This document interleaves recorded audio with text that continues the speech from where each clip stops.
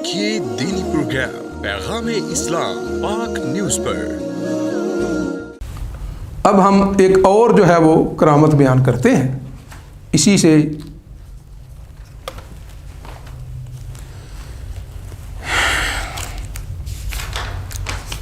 ये है तज़किरा नंबर 117 इमाम अयूब सख्तियानी। इनकी वफ़ात हिजरी 131 में है और ये भी जो हैं सहाय सित्ता के रावी हैं। बुखारी में 118, मुस्लिम में 9, नसाई में 1, तिरमिज़ी में 10, अबू दाऊद में 3, इब्ने माजा में 1, कुल 142 अहादीस के ये रावी हैं इमाम अयूब सख्तियानी रहमतुल्लाह ताला।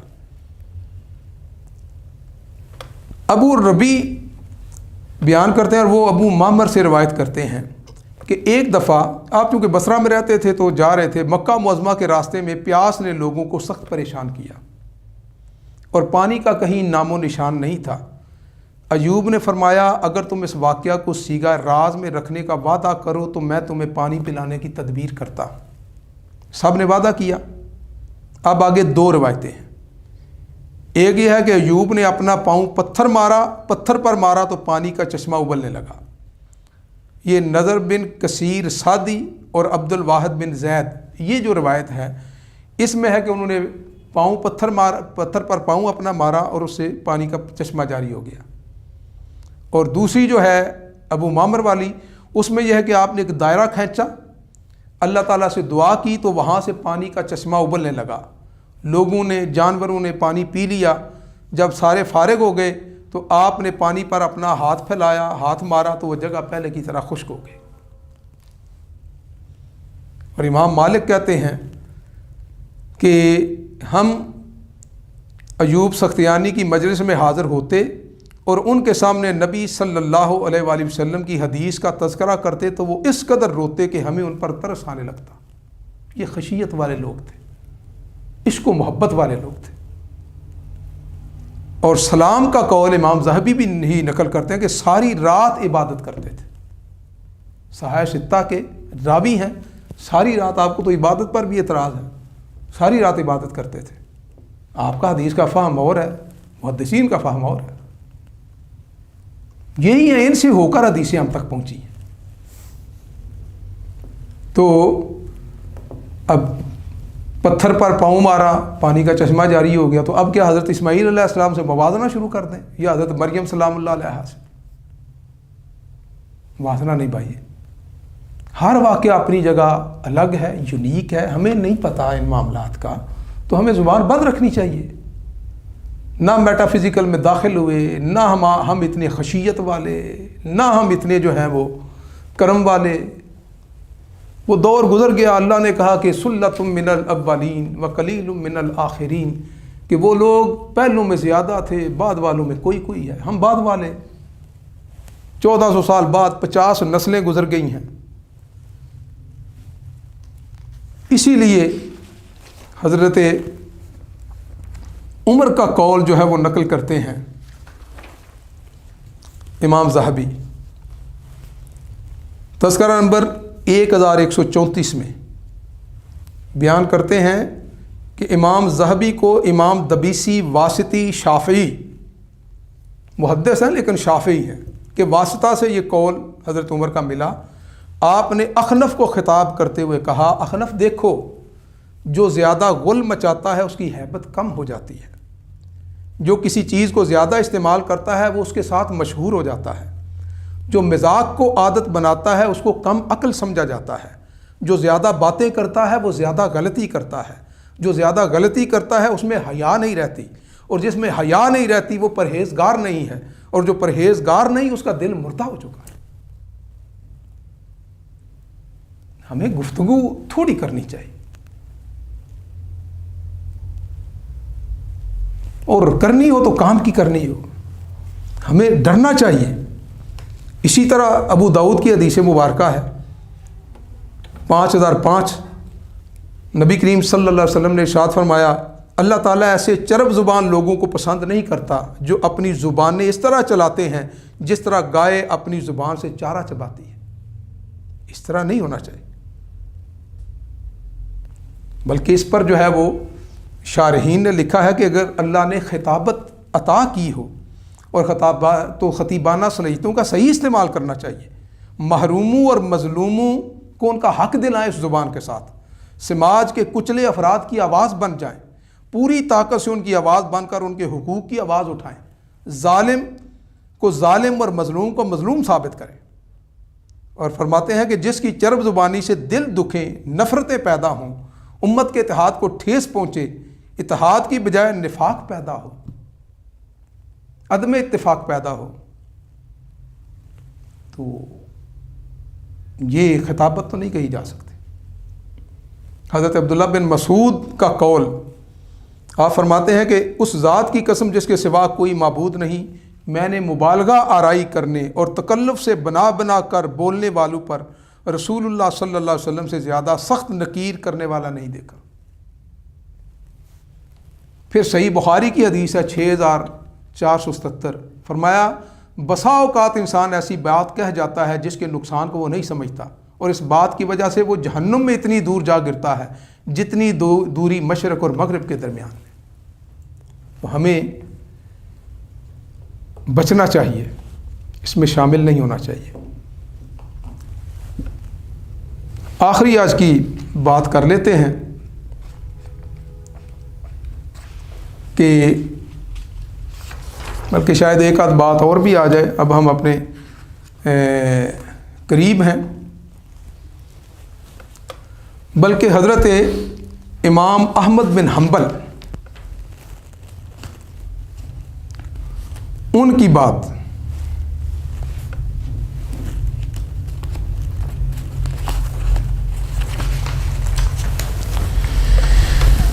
یہ بھی امام ذہبی نقل کرتے ہیں،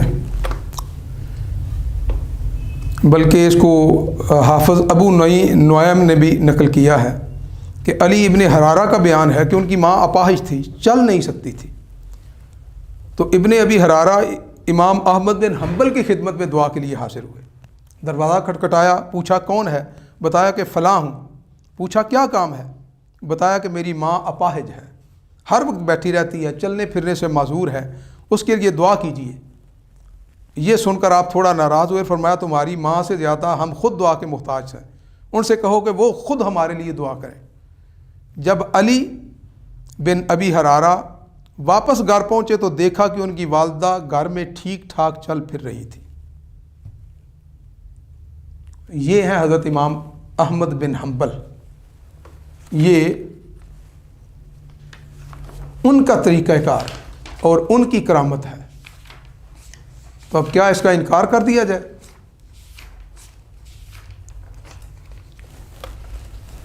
کیا ہم انکار کر سکتے ہیں ان چیزوں کا؟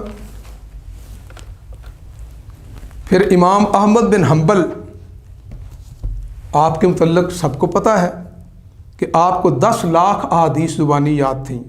محمد رفیع عثمانی انہوں نے یہی لکھا ہے تذکرہ امام احمد بن حنبل میں، اور بقول ابو زرع حضرت امام احمد بن حنبل نے مسند احمد کو 7 لاکھ یا 10 لاکھ احادیث میں سے جمع کیا جو آپ کو زبانی یاد تھی۔ اتنا بڑا حافظہ بمار روات کے۔ امام بخاری کا تذکرہ ہر جگہ لکھا ہوا ہے کہ آپ کا اپنا قول ہے مجھے 1 لاکھ صحیح اور 2 لاکھ غیر صحیح احادیث زبانی یاد تھی، اور کل 6 لاکھ احادیث میں سے میں نے صحیح بخاری کا انتخاب کیا۔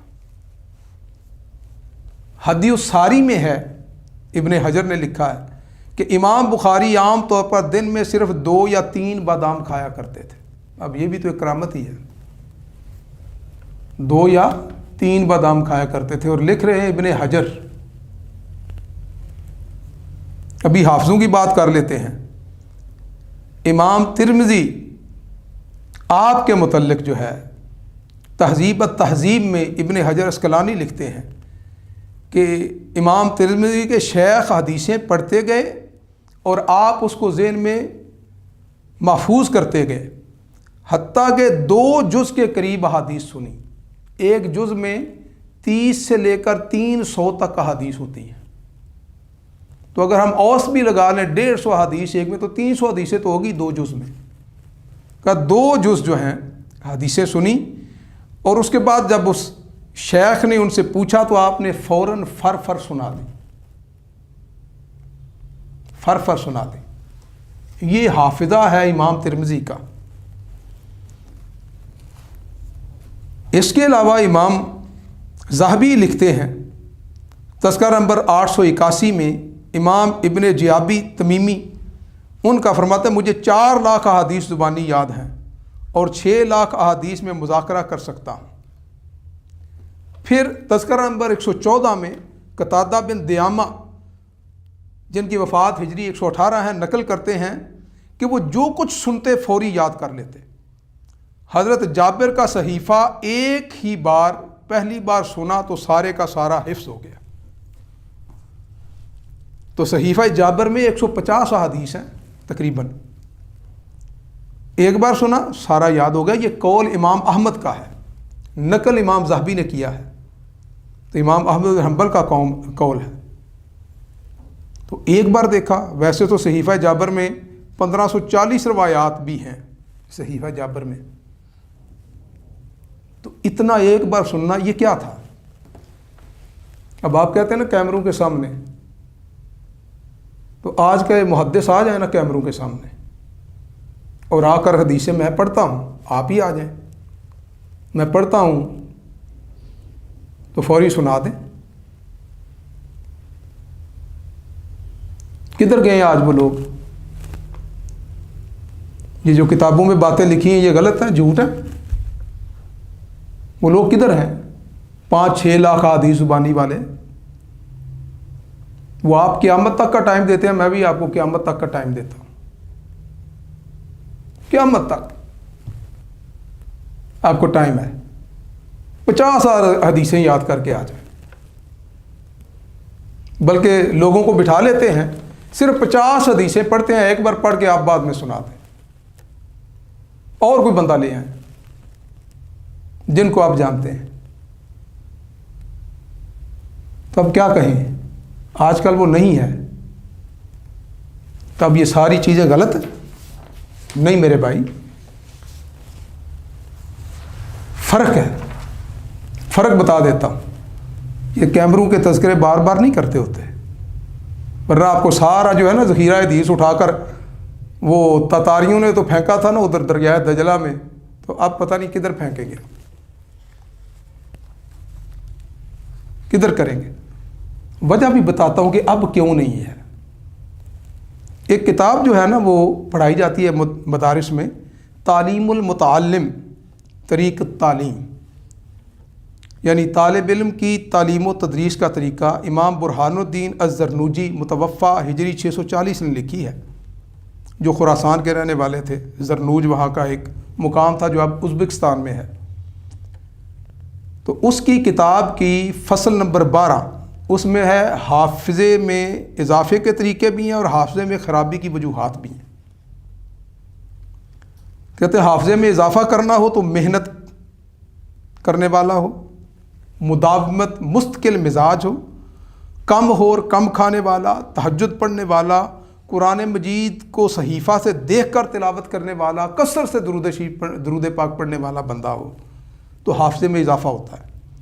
اور حافظے میں خرابی کی وجوہات لکھتے ہیں، یعنی نسیان، نافرمانی، گناہوں کی کثرت، امور دنیا میں رنج و ملال کا اظہار، مشاغل حیات کی کثرت، تعلقات کی کثرت، ہر وہ خوراک جس سے بلغم میں اضافہ ہو، دنیاوی پریشانیاں اور گناہ دلوں میں تاریکی پیدا کر دیتی ہے، اور فکر آخرت دل میں نور پیدا کرتا ہے۔ تو جتنا دنیا کا فکر زیادہ ہوتا ہے حافظہ خراب ہو جاتا ہے۔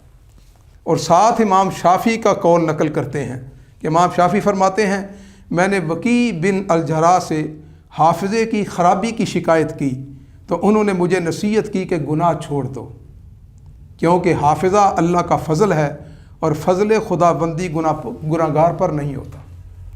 میرے بھائی ہم بڑے دور رہ رہے ہیں، بڑے دور، 1400 سال دور، اور ہم اولین میں نہیں آتے۔ ہم وہ جو فرمایا تھا کہ خیر القرون کرنی، کہ میرا زمانہ سب سے بہتر ہے، پھر اس کے ساتھ والا، اس کے ساتھ والا، اس کے ساتھ والا، ہم اس کسی میں بھی نہیں۔ جن کو اللہ نے کہا تھا کہ وہ جو السابقون ہیں، جو سب سے سبقت لے جانے والے ہیں، سلۃ من الاولین و قلیل من الاخرین، پہلوں میں وہ زیادہ ہے، بعد والوں میں کم ہے، اس لیے حافظے نہیں رہے، ہم گناہوں میں لت پت ہیں، دنیا داری ہے، دنیا میں دنیا پرستی، یہ مشہوری کی خواہش، لوگ میرے پیچھے چلیں، لوگ میری بات مانیں، یہ ایک دوسرے سے جھگڑے، ایک دوسرے سے بات، یہ جو آپ کے وی لاگ پہ وی لاگ، اس کا جواب، یہ دنیا ہے، نفس ہے، نفس پرستی ہے۔ تو یہ سارا کچھ جو ہے اس کی وجہ سے ہمارے حافظے وہ نہیں رہے۔ اسی طرح اب وہ کرامات نہیں رہی۔ جیسے آپ حافظے والا آپ کیمرے کے سامنے نہیں لا سکتے نا، تو کرامات ہیں بھی، ہوں گی بھی صحیح، میں نے خود بھی کئی دیکھی ہوئی ہیں، لیکن میں آپ کے ساتھ بیان نہیں شیئر کروں گا۔ کتابوں والی ٹھیک ہے، کیونکہ ہماری تو کوئی حیثیت نہیں، ہوتی ہیں لیکن وہ کیمروں کے سامنے نہیں ہوتی، وہ اگلے دیکھتے ہیں دائیں بائیں۔ سن لیا نا، امام حیبہ بن شریح کا پہلے دائیں بائیں دیکھا، پھر پتھر کو ہاتھ ڈالا، کبھی۔ اور جو امام ایوب سختیانی نے وہ پتھر پر پاؤں مار کر چشمہ چلایا، تو ان سے بھی کہا کہ آگے بیان نہیں کرنا، کسی سے بات نہیں کرنی، لیکن آگے جو اللہ کو منظور ہوتا ہے وہ ہوتا ہے۔ تو یہ اس طرح نہیں ہوتا۔ اب بندہ بات شروع کر دے کہ پھر امام بخاری کون سے بادام کھایا کرتے تھے جی، جس کا حافظہ اتنا تیز ہو گیا تھا، بڑی ہے کہ ایلڈرچ بادام کھاتے تھے، ایلڈرچ آلمنڈ کھاتے تھے، بیوٹ آلمنڈ کھاتے تھے، کارمل آلمنڈ کھاتے تھے، پارتھینو کارپک کھاتے تھے، گرافٹنگ والے کھاتے تھے، سیلف پولینیشن والے کھاتے تھے، کراس پولینیشن والے کھاتے تھے، کیا کھاتے تھے؟ روبی آلمنڈ کھاتے تھے، سنورا کھاتے تھے، ٹیکساس کا کھاتے تھے، ٹیونو آلمنڈ کھاتے تھے۔ کیا کچھ مذاق اڑانا ہو، باتیں کرنا ہو تو کتنی ہو سکتی؟ نہیں میرے بھائی، ایسا نہیں ہوتا، ایسا نہیں کرتے، نہ یہ طریقہ کار ہوتا ہے۔ جو چیز ہے وہ ادھر تک ہی رکھیں جہاں تک ہے، وہاں تک ہی رکھیں۔ اللہ رسول نے کہا چرب زبانی نہ کیا کرو، یہ اچھی بات نہیں ہوتی۔ اگر بندے کا طریقہ آ ہی جائے، ابن ماجہ میں حدیث نمبر 4036 ہے، امام احمد نے بھی نقل کیا، مستدرک میں بھی ہے۔ حضرت ابو ہریرہ نقل کرتے ہیں کہ نبی کریم صلی اللہ علیہ وسلم نے ارشاد فرمایا، ان قریب لوگوں پر دھوکے کے سال، صنوات و خداعات آئیں گے، ان میں سچے کو جھٹلایا جائے گا اور جھوٹے کی تصدیق کی جائے گی۔ بد دیانت کو امانت دار کہا جائے گا اور دیانت دار کو بد دیانت گردانا جائے گا۔ وَيَنْطِقُ فِيهَا الرُّوَيْبِدَةُ، اور اس میں رویبدہ بھی گفتگو کرے گا۔ پوچھا گیا یا رسول اللہ رویبدہ کون ہے؟ رویبدہ کون ہے؟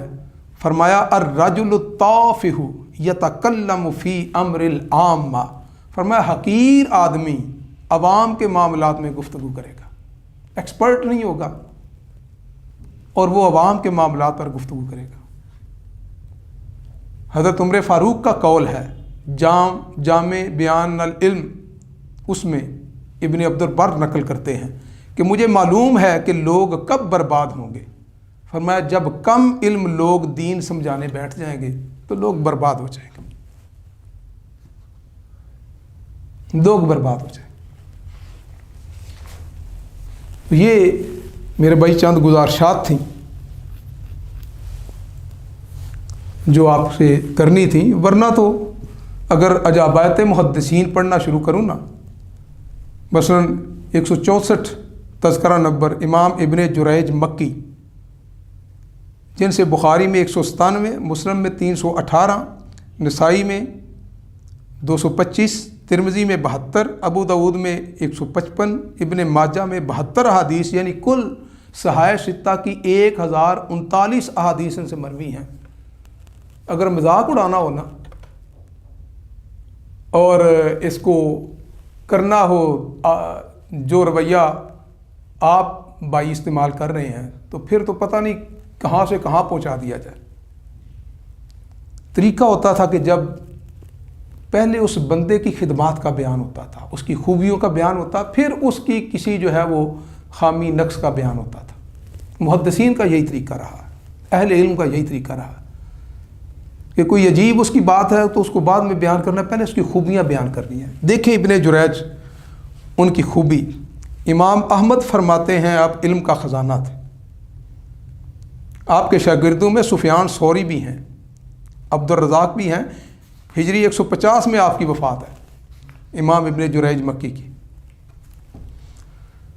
تو آپ علم کا خزانہ تھے، امام احمد کا قول ہے۔ امام ذہبی کہتے ہیں بلند پایا حافظ حدیث اور حرم پاک کے نامور فقیہ تھے۔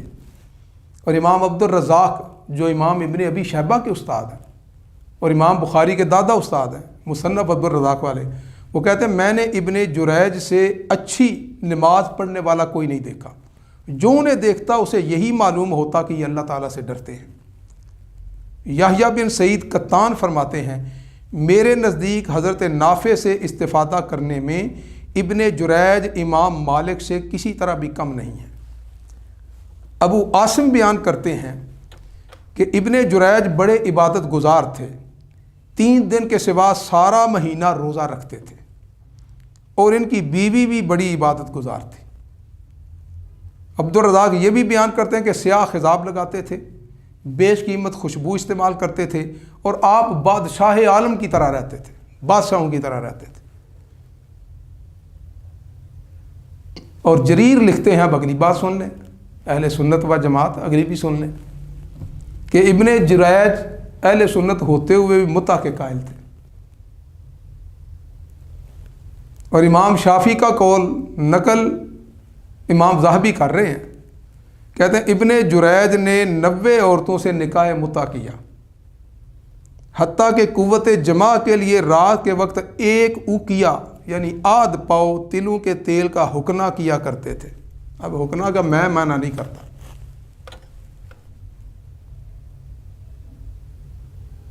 اب پھر کیا کیا جائے، مذاق اڑایا جائے؟ نہیں، وہی طریقہ ہے جو محدثین کا ہے، مذاق نہیں اڑاتے۔ ان لوگوں سے دین ہم تک پہنچا ہے۔ تذکرہ نمبر 359، امام مکی بن ابراہیم بلخی، امام ذہبی فرماتے ہیں نامور حافظ حدیث اور خراسان کے شیخ ہیں۔ ان کے اساتذہ میں امام جعفر، امام ابو حنیفہ، ابن جریج ہیں۔ تلامذہ میں ان کے امام بخاری، امام احمد اور ابن معین ہیں۔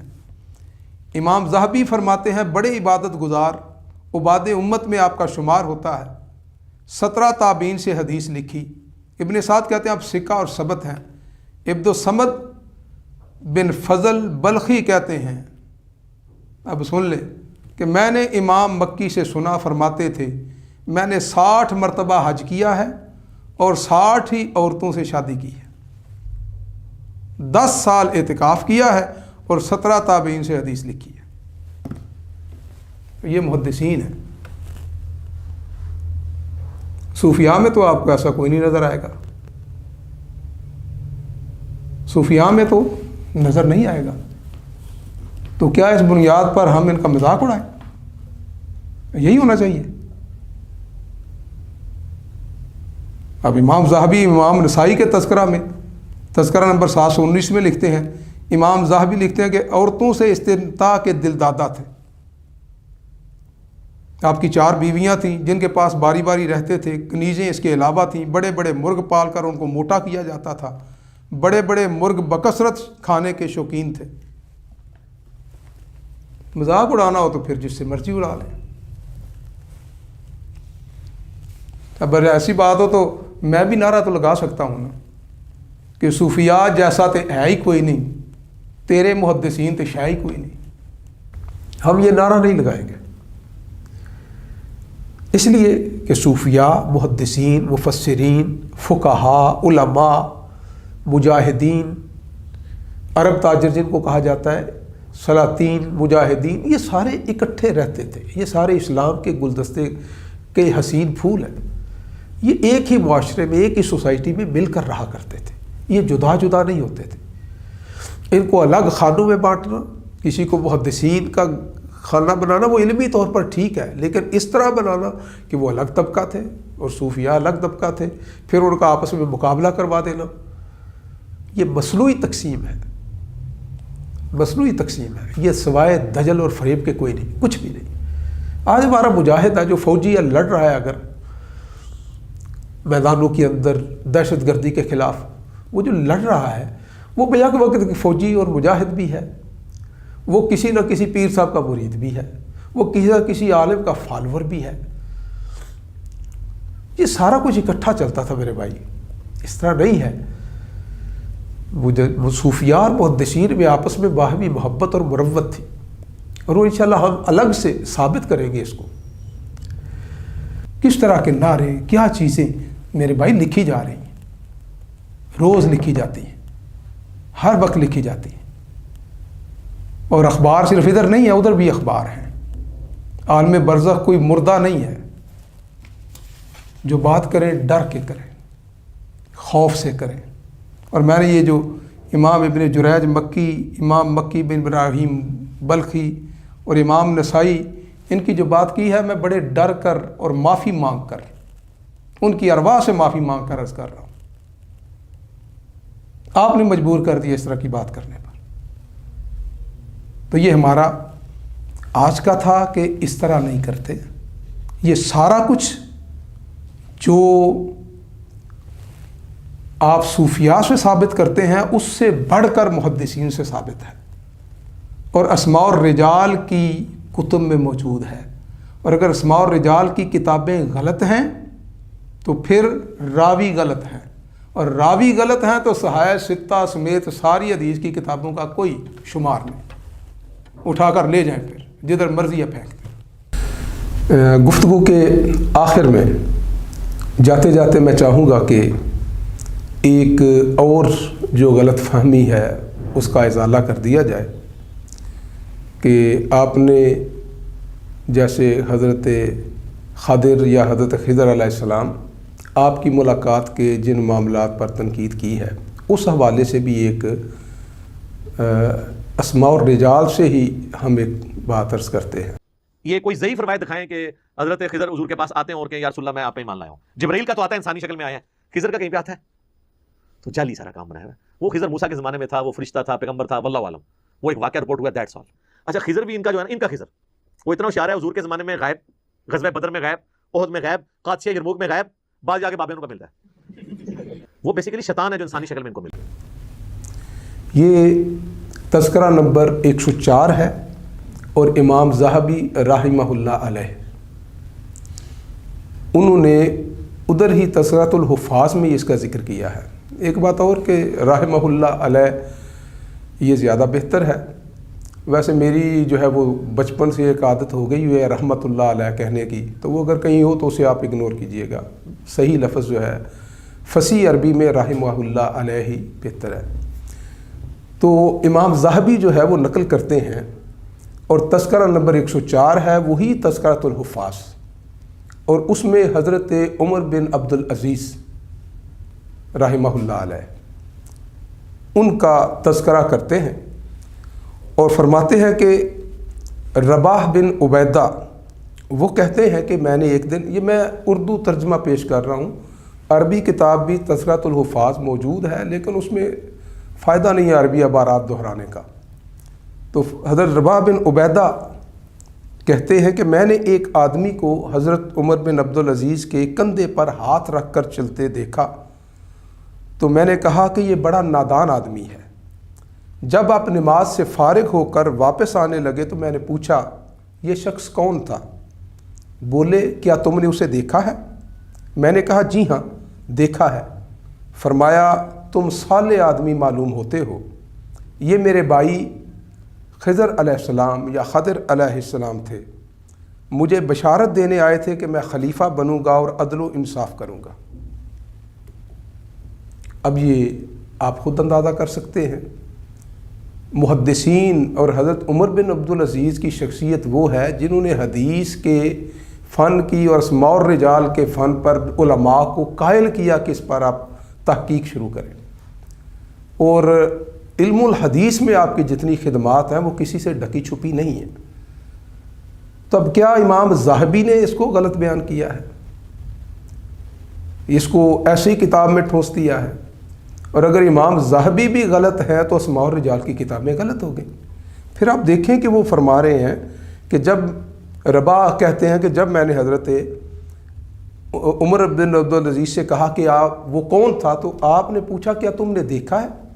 یعنی حضرت عمر بن عبدالعزیز کو یہ بھی پتا تھا کہ حضرت خضر عام لوگوں کو نظر نہیں آتے، اور پھر یہ بھی خبر ہوئی کہ صالح بندے کو نظر آ جاتے ہیں۔ تو انہوں نے کہا تم صالح آدمی معلوم ہوتے ہو جو تمہیں حضرت خضر نظر آ گئے۔ یعنی معلوم ہوا کہ عام بندوں کو وہ نظر نہیں آ رہے تھے، رباح بن عبیدہ کو نظر آئے، اور رباح بن عبیدہ جو ہیں وہ ایک نیک اور پرہیزگار اور صالح شخصیت تھے۔ تو یہ سارا کچھ جس کو ڈینائی کیا جاتا ہے، جن چیزوں کا انکار کیا جاتا ہے اور حدیث کی بنیاد پر انکار کیا جاتا ہے، محدثین خود اس کے قائل ہیں۔ اگر یہ اسماء اور تذکرۃ الحفاظ غلط ہے، اگر سیر اعلام غلط ہے، اگر لسان المیزان غلط ہے، تو پھر سارے راوی غلط ہیں، اور راویوں کے کسی پر اعتماد نہیں کیا جا سکتا، جتنے بھی حدیث کے راوی ہیں۔ اور اگر ان راویوں پر اعتماد نہیں کیا جا سکتا تو نہ کوئی بخاری ہے، نہ کوئی مسلم ہے، نہ کوئی صحیح ستہ ہے، نہ کوئی طبرانی ہے، نہ کوئی دارمی ہے، نہ کوئی بہقی ہے، نہ کوئی مستدرک ہے، پھر کچھ بھی نہیں ہے۔ تو درد مندی کے ساتھ یہ عرض کروں گا کہ یہ ساری باتیں جن کا انکار کیا جا رہا ہے آج کل، یہ ساری محدثین سے ثابت ہے، یہ صرف صوفیاء کا معاملہ نہیں ہے۔ اور اگر آپ صوفیاء کو جو ہے وہ ضرور ہی جو ہے وہ تنقید کا نشانہ بنانا ہی بنانا ہو، پھر بھی ایک چیز تو ہے نا کہ صوفیاء کرام عوام کے اندر باعزت لوگ ہیں، ان کی عزت کی جاتی ہے، ان کا احترام کیا جاتا ہے۔ تو کم از کم جب بندہ زبان کھولے تو احترام کے ساتھ کھولے، مذاق کے ساتھ نہ کھولے، استہزاء کا نشانہ نہ بنائے۔ اور ابو داؤد کی حدیث مبارکہ ہے، ابو داؤد حدیث نمبر 4375 4375، حضرت عائشہ رضی اللہ تعالیٰ عنہ ارشاد فرماتی ہیں قال رسول اللہ صلی اللہ علیہ وآلہ وسلم، کہ رسول اللہ صلی اللہ علیہ وسلم نے فرمایا اکیلو ذوی الحیات اثراتہم، فرمایا کہ جو صاحب حیثیت محترم باوقار لوگ ہوں ان کی لغزشوں کو معاف کر دیا کرو۔ یعنی اگر تمہیں محسوس ہوتا ہے ان میں کوئی لغزش ہے تو معاف کرو، اس کو اچھالو نہیں۔ ہاں اگر گناہ ہو تو پھر جہاں ضرورت ہو وہاں بیان کرو، گناہ کو بھی سرے عام بیان نہیں کیا جاتا، جہاں ضرورت ہو وہاں بیان کیا جاتا۔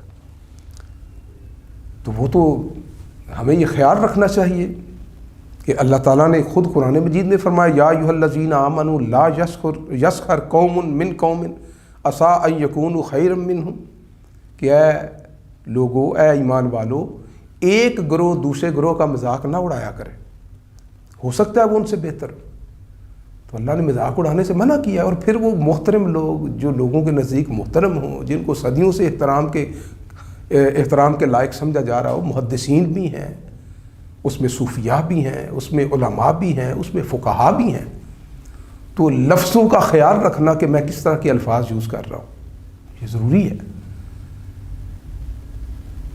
پھر ہمیں یہ بھی خیال رکھنا چاہیے، جیسے الطبرانی کی روایت ہے موجم الاوسط کی 5241، جس میں حضرت عائشہ صدیقہ رضی اللہ تعالیٰ عنہ آپ سے ہی مروی ہے۔ آپ فرماتی ہیں انی سمعت نبیکم صلی اللہ علیہ وآلہ وسلم یقول، میں نے تمہارے نبی صلی اللہ علیہ وسلم سے سنا، فرما رہے تھے لا تفنا هذه الامت حتی یلعن آخرہا اولہا، کہ یہ امت تب تک فنا نہیں ہوگی جب تک امت کے آخری لوگ پہلو پر لعنت نہ کریں۔ استغفر اللہ العظیم۔ ہمیں اپنی زبان کا خیال رکھنا چاہیے، ہم کیسے الفاظ استعمال کر رہے ہیں۔ جو لوگ گزر گئے ہمیں کوئی پتہ نہیں، ان کے حالات احوال اللہ کے ہاں ہیں، وہ جن کو ہم غلطی کر رہے ہیں، وہ غلطی تسلیم کر رہے ہیں، مان رہے ہیں، وہ ہے بھی یا نہیں ہے، جو ہمارے نزدیک غلطی بن رہی ہے وہ ہے یا نہیں ہے، اگر وہ اللہ تعالیٰ کی قربت میں ہے اور ہم حسن ظن رکھتے ہیں کہ وہ اللہ تعالیٰ کی قربت میں ہوں گے، اور وفات کے بعد اللہ تعالیٰ ان کو مزید اپنے قریب کر لیتا ہے، ان کا اپنی نعمتوں کی، اپنی نوازشوں کی، اپنی رحمتوں کی، برکتوں کی برسات فرماتا ہے، کیونکہ اب تو اجر پانے کا وقت تھا، اب تو ان پر اجر کا وقت ہے، اب تو علیین میں ہیں، کوئی عرش کے نیچے ہیں، قندیل سبز قندیلوں کے اندر ہے، کوئی جنت میں پرواز کرتے ہیں، کوئی جو ہے اپنی قبر کے اندر جو ہے وہ نم کا نوۃ العروس اس طرح سو رہے ہیں۔ ہر ایک کے اپنے احوال ہیں، لیکن سارے اللہ کی قربت میں ہیں، جن کی راتیں گزر گئیں اللہ تعالیٰ کی عبادت میں، جن کے دن گزر گئے آہوزاری میں روتے ہوئے، اللہ سے معافی مانگتے ہوئے، جن کی عمریں گزر گئیں۔ ہم نے تو اس دور میں ان کی عبادتوں کو بھی مذاق کا نشانہ بنا دیا، اسے کرتب بازی قرار دے دیا۔ ہمیں خیال رکھنا چاہیے کہ ہمارا اپنا مقام کیا ہے۔